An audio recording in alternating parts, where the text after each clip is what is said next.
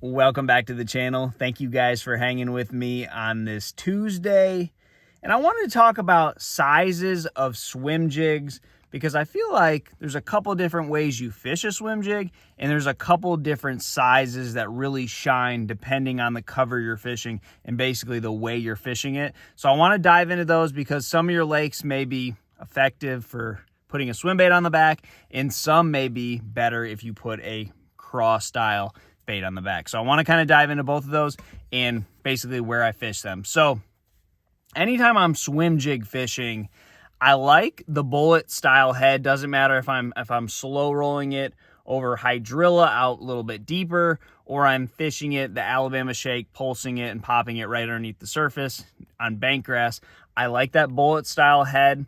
Now, the sizes for the jig are going to be completely different depending on where I'm fishing. So if I'm doing the Alabama shake, which is great for any time you have fish that are near the surface, maybe they're in 1.5 feet of water, you're fishing it around bank grass or some type of emergent vegetation like lily pads where you don't want to be fishing it too slow. You want to keep it up in the water column and you want to be pulsing it.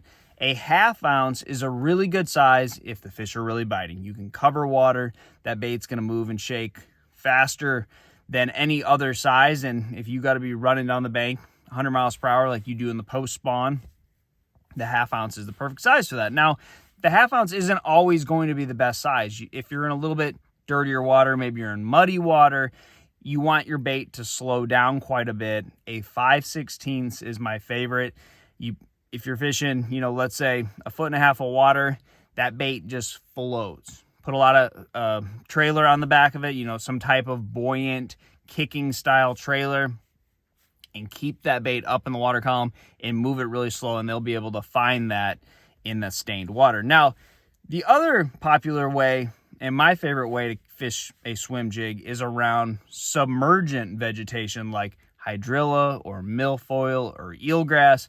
And typically that's going to be done when the grass is at least 1 foot or 2, maybe even deeper underneath the surface of the water. And that's where I really like a swim bait with just a straight retrieve, maybe pop the rod. You can yo-yo it, fish it like you would a chatterbait or a lipless crankbait, but you're not just shaking it and moving it like you do when you are doing the Alabama shake.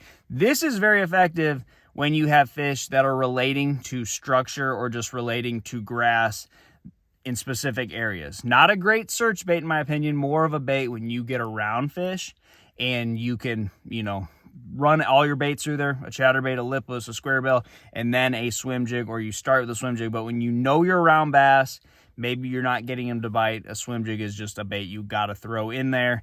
It's also just a great bait if you don't want to wear your arm out and you don't necessarily know if they're biting a swim jig.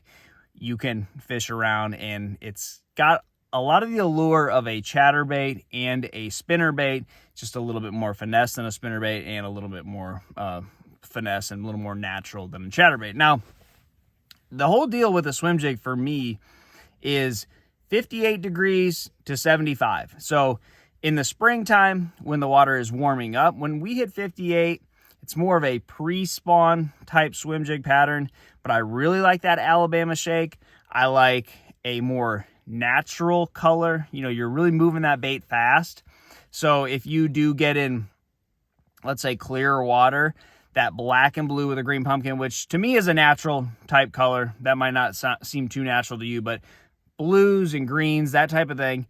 And I like that up until the water gets warm enough where the bass are going to spawn, and then into the post spawn. Then I am all about the whites. Like around 75 degrees is perfect for a white swim jig. So that's when I'm going to move over to my shad imitators. If I'm in a clear lake, it's going to be more your translucent type skirts. And then if I'm in a little bit off colored water, straight white trailer. But 75 is all about white. So now, as we are in the fall right now and the water is starting to cool off, when you hit 75, it's all about white. The fall, all about shad. So I'm doing the same things that I'm doing in the post spawn. I'm shaking it.